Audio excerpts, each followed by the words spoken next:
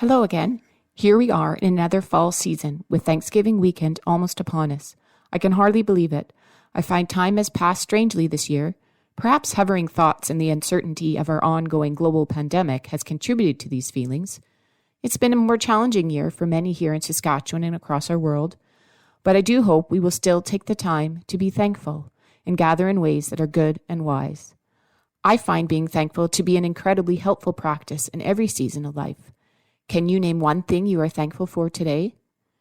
In this, our 7th Cultivating Faith Devotional, we will be talking about another helpful practice, that of gleaning, which historically refers to the practice of gathering leftover grain or produce after a harvest. But we can also glean many other things from one another to feed ourselves mentally, emotionally, and spiritually. One thing I've gleaned from my work with the Food Grains Bank is the value of hard work that I witness in many farm families, and the blessing that comes when people from diverse backgrounds come together in their community to harvest a portion of their land to donate the funds to the Food Grains Bank. Rick and I have been blessed through a relationship with one of these farm families, Ron and Petty Hatland. Ron is the former leader of the Nacum Spalding Growing Project and active in his Seventh-day Adventist Church. We've asked Ron to share his thoughts on the practice of gleaning and how it has enriched his faith. I believe you will be able to glean much from Ron's words. Rick and Jackie asked me to present a brief discussion on the theme Gleanings. Scripture refers to gleanings as a method of helping those in need. There are several references to it in the Bible, primarily in the Old Testament. Deuteronomy 24:19-21 presents it in the clearest light. It reads, "When you reap your harvest in your field, and you forget a sheaf in the field, you shall not go back to get it. It shall be for the stranger, the fatherless, and the widow, that the Lord your God may bless you in all the work of your hands. When you beat your olive trees, you shall not go over the boughs again. It shall be for the stranger, the fatherless, and the widow. When you gather the grapes of your vineyard, you shall not glean it afterwards. It shall be for the stranger, the fatherless, and the widow." The gleanings was the grain or produce which was overlooked in the initial harvest. In the book of Ruth, primarily in chapter 2, we find Boaz, the owner of the field, telling his workers to let Ruth glean even among the sheaves, and also let grain from the bundles fall purposely for her. He also said to Ruth, "Stay close by my young man until they have finished the harvest." Boaz, you see, was Ruth's kinsman redeemer. In John chapter 6, at the feeding of the 5,000, when the meal was finished, Jesus commanded the 12 disciples to gather up the fragments that remained so that nothing is lost. Let me suggest that this was the gleanings of that meal's harvest, so to speak. There is a twofold message in this. Nothing is to be wasted. What God has placed in our hands, we are to treat with the greatest of care. We should neglect nothing that will tend to benefit a human being. Let everything be gathered up that will relieve the necessities of earth's hungry ones. And there should be the same carefulness in spiritual things. When the baskets of fragrance were collected, the people thought of their friends at home.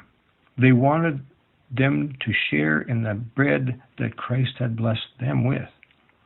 The baskets were distributed among the eager throng and were carried away into all regions beyond. So those at the feast were to give to others the bread that came down from heaven to satisfy the hungry soul. They were to repeat of the wonderful things of God that they had learned that day. Nothing was to be lost. Not one word that concerned their eternal salvation was to be lost. All too often we think of what we are giving or in just earning a living as some coming from our own hands.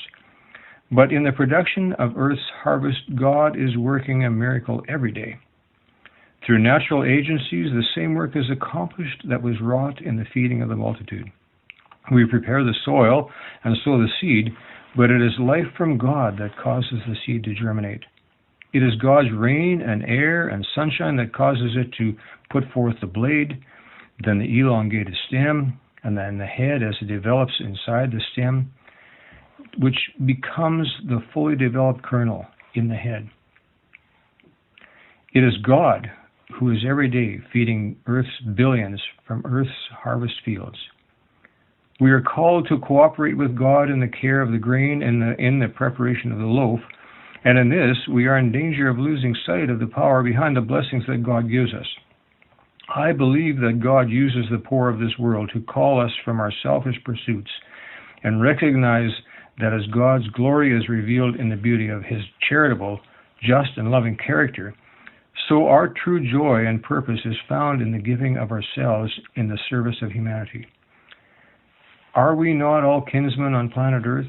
Like Boaz, we will find a rich blessing in being a kinsman redeemer to our sisters and brothers, no matter what part of the world they live in.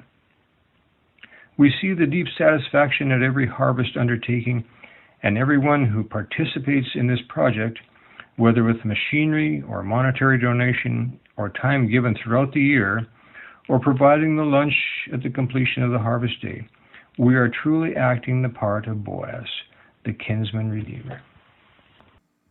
Those are some insightful and rich words and questions, Ron. Thank you so much. I encourage all of us to not waste them. As I integrate those thoughts into the work of the Food Grains Bank, I think about all the women and men who receive resources from the Canadian Food Grains Bank network, including the Canadian government, and then use them to work together to end global hunger in their own settings and contexts. I'm very confident our partners and participants do not waste any of the resources they receive, whether that be direct food assistance to feed their families, or seeds, training, and other resources to grow more and more nutritious food. In particular, I think of the Syrian women who I visited within Lebanon several years ago, and both the gratefulness for the food they received and the resourcefulness and joy they had in using their own hands to prepare meals for their families. I wonder if some of these Syrian refugee women are in the same context now over 4 years later. If so, I'll repeat the words I heard them say. That is, thank you for the support, and please keep helping us feed our families. As in the story of Ruth and Boaz, there is much we can learn from those who glean and the gleaners themselves. So I encourage all of you who support the Food Grains Bank network, whether urban, rural, young, or old, to keep reading stories we provide on our Food Grains Bank website of the participants who use these resources to provide for their families. I truly believe your life and faith will be enriched. I leave you again with a few questions. First of all, what is something you gleaned or received from someone else this past week that helped to satisfy you? Is there something or someone in your life that you've overlooked? What might you need to do so that person or resource is not lost or wasted? Finally, I encourage you to commit to an act of offering someone else an opportunity to glean from you today. Thank you again for listening. Next month, we'll finish off the series where we began in talking about land and its need for a Sabbath rest. Until then, have a good Thanksgiving, and don't forget to give thanks to God who provides us with all good things.